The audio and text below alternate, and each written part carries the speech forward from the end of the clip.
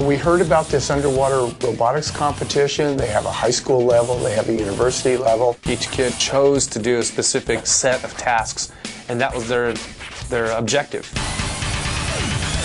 When I joined the robotics club, my skills were engines and nuts and bolts and all that, putting them together.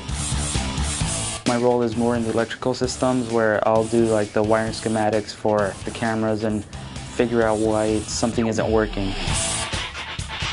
I was the one doing most of the lifting out of the water and all that. I was in ROTC for 4 years, so I knew how the chain of command went and how to work with people to lead them to achieve something. The major part of our success is that the kids realize that they have to take on a role. It's not the teacher doing something or two kids doing something and everyone going along for the ride. Everybody that's in the team realizes that it is a team effort. Well, we debated about whether or not to enter the high school category or the university category. So we thought, well, if we enter the university category, you know, you get beat by MIT, you don't feel that bad. I mean, they're supposed to beat you. Trying to come up with the final design for anything was difficult. All of us not having really underwater robot experience, you might question how valid that argument was, but we'd have a certain amount of logic that we depend on, and that's what we used. We looked at the other ROVs. They were pretty sophisticated, and ours was made of PVC plastic, painted with a spray can. We were having two problems. One was a leak that had occurred during practice. We ended up finding out that the Pelican case we were using was discontinued, and it was because it leaked.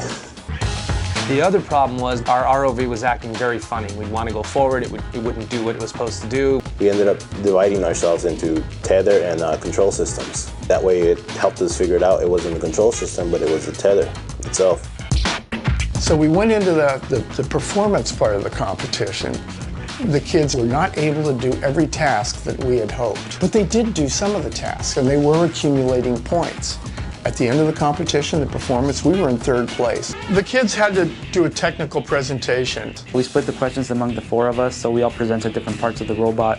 They said there wasn't a question they couldn't answer, and we're thinking, wow, either these kids are really delusional or we did very well. We felt like we had nailed it. We thought we did good.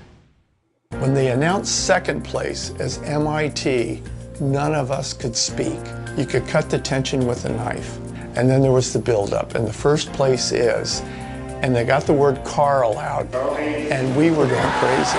It was just an amazing feeling, how all the hard work paid off.